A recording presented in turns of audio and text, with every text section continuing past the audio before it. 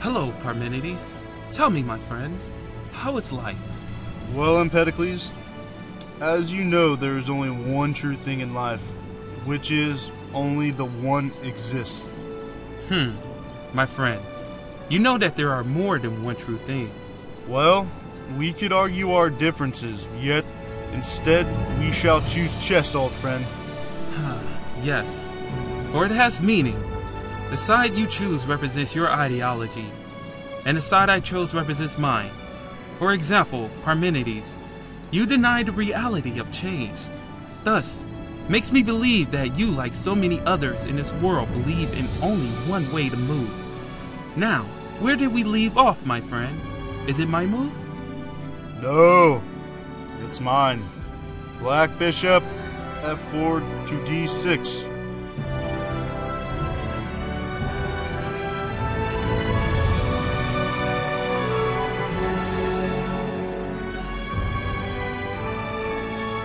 Look who's talking.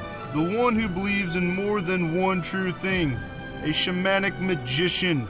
A mystical theologian who calls himself a healer. Don't make me laugh, Empedocles. You assume that there are 4 elements of matter, or roots as you would call it. Earth, air, fire, and water. These are able to create all things, including all living creatures by being mixed in different combinations and proportions. Each of the elements, however, retains its own characteristics in the mixture, and each is internal and unchanging. I'll have you know that the world is single and unchanging, since nothing can come from nothing, and nothing can be destroyed into nothing. White bishop c5 to g1.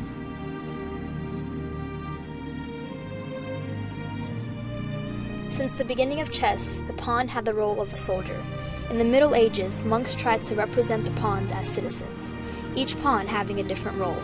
My pawn is the ballerina. She still protects her king and queen, but with grace and dance.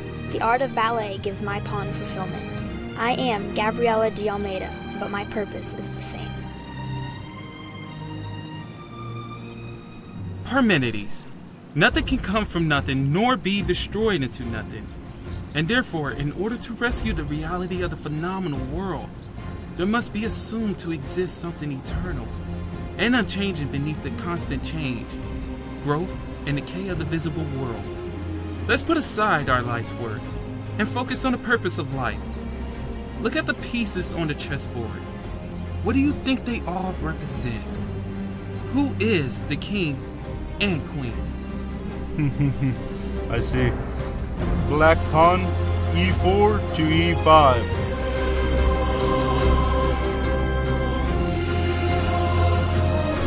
That's a good move. White pawn, h5 to h4. The pawns are also viewed as the serfs, or peasants. Some say that the pawn is the weakest piece on the board. However, pawns are critically in strategy for chess, especially in the opening. My pawn uses a basketball for his strategy. His ultimate purpose is protecting the king and queen, and he does it with sport. I am Lauren Sebring, but my purpose is the same. The king is an old fool who just wants more land and power. The queen just follows directions. The pawns have no voice. The bishop is corrupted. The knight has no honor, and the rook was built poorly. Black bishop, d6 to b8.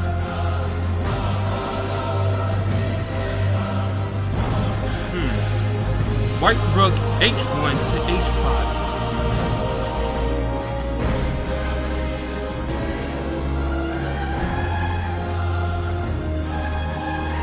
Very nice move. Black knight, f5 to g7.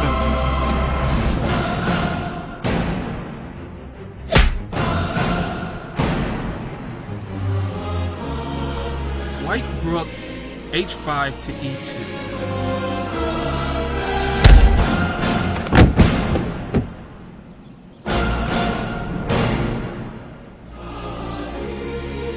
Black queen, f1 to e2.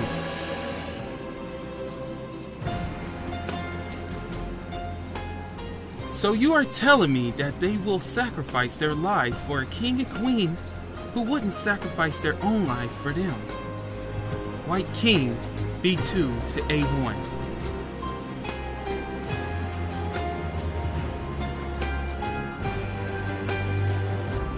Parmenides, it is law.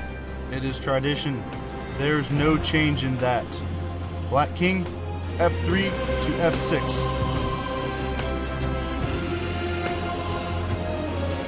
White bishop, C3 to B2.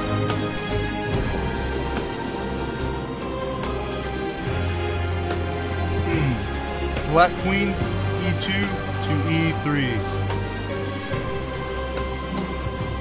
Parmenides, my friend, I've always thought of you not only as my teacher, but a very good friend of mine.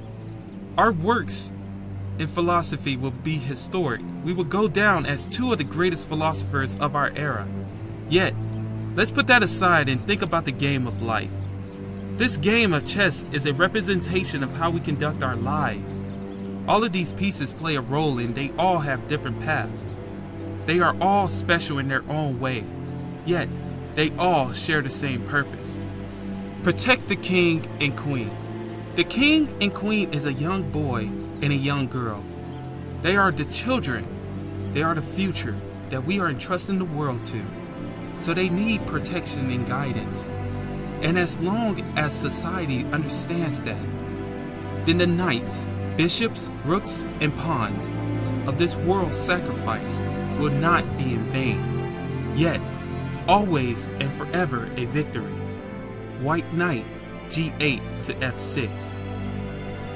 In the earlier version of chess, the Indians represented the knight as a mounted warrior with a shield and a sword. The Staunton knight we use today looks like a stomping stallion. Along with the other pieces, our purpose comes in protecting the king and queen. My knight delights in waving her flag. She adds fulfillment to her battles through the art of music paired with the artistry of flags. I am Tabitha Jade Ashley Lowe, but my purpose is the same.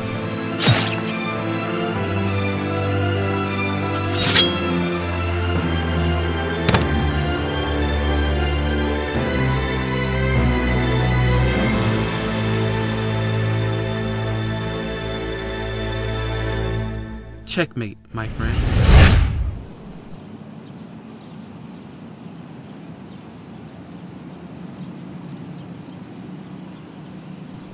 All right, man. Time to go back to your cell.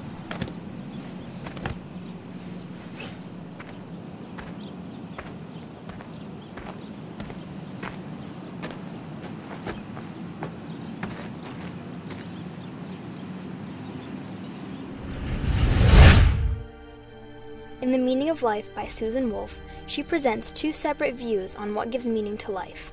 The first is the fulfillment view, in which meaning is found in whatever fulfills you. The second is the larger than oneself view, where meaning is found in dedicating yourself to something larger or apart from yourself. However, Wolf says both these views are lacking. She stitches both views together in the statement, meaningfulness in life comes from loving someone or a number of things worthy of love, and being able to engage with it in some positive way. Then we might ask ourselves, is art a part of a meaningful life? More importantly, are humans works of art? In Arthur Danto's End of Art, he states that art no longer adheres to the constraints of the imitation theory, but instead serves a new purpose. He says that we are in the post-historical era of art where anything goes. There are no styles of philosophical constraints, and there is no special way works of art have to be. With that line of thinking, we suppose humans can be considered a work of art in itself, and we need art to be completely fulfilled.